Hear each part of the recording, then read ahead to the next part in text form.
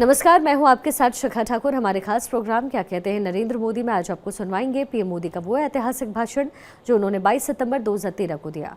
मोदी जी ने अपने भाषण में कहा कि विश्व में किसी भी दल को सत्ता पाने में कई वर्ष लग जाते हैं, लेकिन ये बीजेपी है जिसके जन्म के कुछ ही वर्षों में एनडीए के रूप में देश की जनता ने सेवा करने का अवसर दिया। किसी एक दल के लिए इतने कम समय में जनता जनार्दन का विश्वास अर्जित करना ये कोई छोटी बात नहीं। हम गांधी के युग में जी रहे हैं, जिस महापुरुष ने विश्व को अहिंसा और मानवता का संदेश दिया था। एक भारतीय के नाते हम सबको लगता है कि अब जब पूरी धरा रक्त रंजित हो रही हो, किसी न किसी इज्म के नाम पर दुनिया के किसी न किसी कोने में इंसान इंसान को मारने पर उतारू है। आतंकवाद अपनी जड़ें जमा रहा है, मानवता को ललकार रहा है। कल की नैरोबी की घटनाएं भी उस वैश्विक हिंसा और आतंकवाद के रूप में ही देखी जानी चाहिए। और गांधी की भूमि, महात्मा गांधी की ये धरती, महात्मा गांधी के आदर्श, महात्मा गांधी का संदेश हम सभी भारतीयों को चीख चीख करके कह रहे हैं कि आइए हम विश्व में मानवतावादी शक्तियों का संगठित करने का, सक्रिय करने का और आतंकवाद से मानव जात को मुक्ति दिलाने का एक भगीरथ काम हम सबके सामने है। हिंसा कहीं पर भी हो, किसी भी रूप में क्यों न हो, उसके प्रति अलग अलग तराजू नहीं हो सकते हैं। आतंकवाद और हिंसा को एक ही पैरामीटर से तोलना चाहिए, लेकिन कभी कभी दुनिया में कुछ देश ऐसे भी हैं कि जो आतंकवादी इन घटनाओं के लिए भी बड़े सिलेक्टिव है।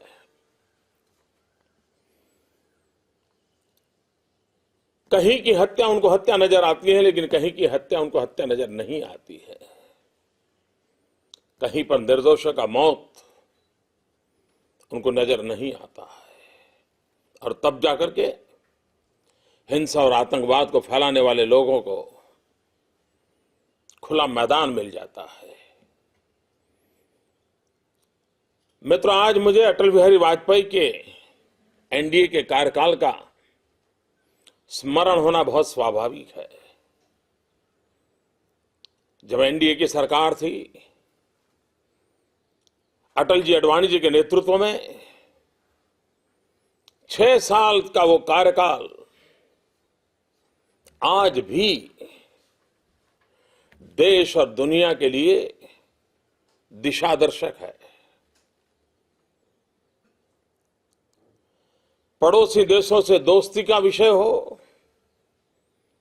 गरीब की थाली में रोटी का विषय हो, नौजवान को रोजगार की चिंता हो,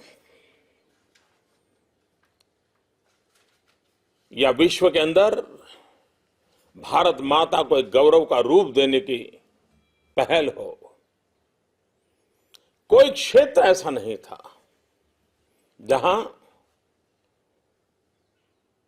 एनडीए सरकार के नेतृत्व में पूरे विश्व में विश्वास पैदा न हुआ हो। 20वीं सदी के उत्तरार्ध में जब एनडीए की सरकार के नेतृत्व में देश आगे बढ़ रहा था, तो न सिर्फ भारतवासियों को, दुनिया की महासत्ताओं को भी लगने लगा था कि 21वीं सदी हिंदुस्तान की सदी है। विश्व की सभी सत्ताओं ने किसी न किसी रूप में इस बात को स्वीकार किया था, लेकिन अटल जी के नेतृत्व वाली एनडीए के जाते ही वो सपना चूर चूर हो गया।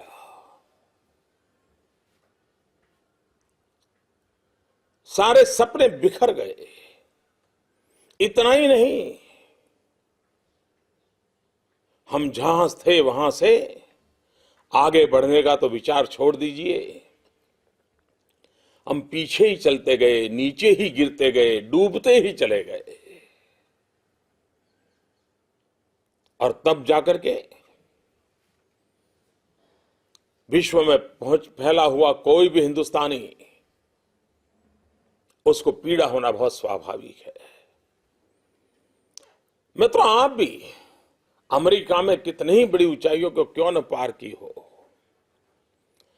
आपने जीवन में अनेक सिद्धियां क्यों न प्राप्त की हो, लेकिन जब लोगों के बीच बैठते होंगे तब दुनिया आपके साथ आपके मूल को भी देखती होगी। आप किस देश से हैं, किस मिट्टी से हैं, उसकी नजर में वो भी आता है। और जब वो देश विवादों से घिरा हुआ हो, संकटों को झेल रहा हो, आए दिन हर बुरी खबरों का सिलसिला चलता हो, तो आप व्यक्तिगत रूप में कितनी ही ऊंचाइयों को पार क्यों न किया हो, आपके मन पर भी एक बोझ रहता है। और इसलिए भाइयों बहनों, हम हिंदुस्तान में हो या हिंदुस्तान के बाहर हो, हमारी व्यक्तिगत जीवन की आशा आकांक्षाओं की पूर्ति के साथ साथ हमारे लिए यह भी आवश्यक है कि हमारा समाज, हमारा देश, वो पीछे न हो। जब तक हम सब आगे नहीं बढ़ते हैं, जब तक हम सब मिलकर के आगे नहीं बढ़ते हैं, जब तक हम सब देश को आगे ले जाने के लिए पुरुषार्थ नहीं करते, प्रयास नहीं करते, हमारी व्यक्तिगत सिद्धियां न हमें कभी आनंद दे सकती हैं, न कभी संतोष दे सकती है। और इसलिए भाइयों बहनों, हम भारत मां के संतान हैं। हम जो भी हैं, जहां भी हैं, इस मां भारती के कारण है। अगर हमने पढ़ाई की है तो यहां के किसी न किसी गरीब का भी योगदान रहा होगा। हमने जीवन में कुछ पाया होगा तो हमारे मूल में हमारी गांव, बिरादरी, परिवार, शिक्षक, समाज, हर एक का कोई न कोई योगदान रहा होगा।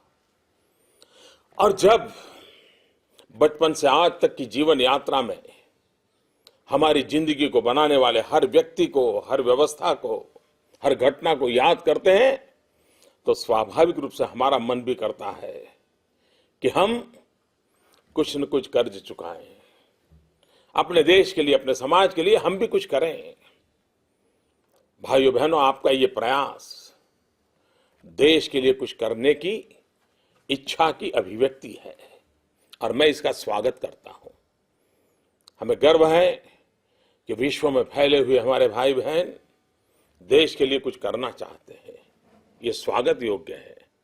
और इसलिए मैं आज ओवरसीज फ्रेंड्स ऑफ बीजेपी के आप सभी कार्यकर्ताओं को बहुत बहुत शुभकामनाएं देता हूं, बहुत बहुत बधाई देता हूं। भाइयों बहनों, मैं आपके बीच में से एक हूं। आप ही लोगों के बीच मुझे कार्य करने का अवसर मिला है। अपने जीवन को जिम्मेवारियों के अनुरूप ढालने का आप लोगों ने सिखाया है। ये भारतीय जनता पार्टी ने सिखाया है, पंडित दीनदयाल उपाध्याय जी के आदर्शों ने सिखाया है, अटल जी अडवाणी जी के नेतृत्व में 6 दशक तक ये पार्टी कितना परिश्रम करके, कितना त्याग और तपस्या करते आज ऊंचाइयों की ओर पहुंची है। मित्रों, विश्व में किसी भी दल को सत्ता पाने के लिए कई वर्ष लग जाते हैं। ब्रिटेन में लेबर पार्टी उसके जन्म के बाद कितने सालों के बाद उसको सत्ता तक पहुंचने का अवसर मिला था, लेकिन ये भारतीय जनता पार्टी है जिसके जन्म के कुछ ही वर्षों में एनडीए के रूप में देश की सेवा करने का देश की जनता ने अवसर दिया था। किसी एक दल के लिए इतने कम समय में जनता जनार्दन का विश्वास अर्जित करना ये छोटी बात नहीं है, और ये विश्वास अर्जित कार्यकर्ताओं के चरित्र के कारण हुआ, कार्यकर्ताओं के परिश्रम के कारण हुआ, कार्यकर्ताओं के समर्पण के कारण हुआ था। लेकिन क्योंकि देश ने हमें कभी देखा नहीं था, हम कैसे हैं, कैसे सरकार चलाते हैं, सरकार चलाने का हमारा विजन क्या है, कुछ मालूम नहीं था। लेकिन उनको ये मालूम था, ये भाजपा वाले हैं, जरूर देश का भला करेंगे। ये सिद्धि किसी भी दल के लिए छोटी नहीं होती है। ये भारतीय जनता पार्टी की बहुत बड़ी अमानत है। कश्मीर से कन्याकुमारी, अटक से अटक कटक हिंदुस्तान भर में फैले हुए भाजपा के कार्यकर्ताओं की शक्ति, सिद्धि, सामर्थ्य, समर्पण, त्याग, तपस्या और भारत भक्ति, यही तो है जिसके कारण सामान्य मानवी के साथ एक विश्वास का नाता जुड़ा हुआ है। आप विश्व भर में भी फैले हुए मेरे भारतीय भाई, जिन्हें हिंदुस्तान की राजनीतिक जीवन की हवा को देखा है, और उसी का कारण आज एक विश्वास पैदा हुआ है कि आज हिंदुस्तान को इस संकट से कौन बाहर निकाल सकता है, इस संकटों की घड़ी से भारत को बाहर कौन निकाल सकता है। और सामान्य आवाज उठती है, भारतीय जनता पार्टी का नेतृत्व ही इस देश को संकट से बाहर निकाल सकता है। भारतीय जनता पार्टी की संगठन की शक्ति, भारत का भला करने की अदम्य इच्छा विश्व के सामने न झुकते हुए जूझते थे रहने का सामर्थ्य। मित्रों, अच्छे विचारों की कोई दुनिया में कमी नहीं होती है। हिंदुस्तान में भी ज्ञानी पंडित कोई कम नहीं है। उच्च पदों पर बैठे हुए लोगों के भी अनुभव और ज्ञान के विषय में किसी ने क्वेश्चन मार्क नहीं किया है। लेकिन ज्ञान किताबों की तरह लाइब्रेरी में रखने के लिए नहीं होता है। ज्ञान और अनुभव को जोड़ करके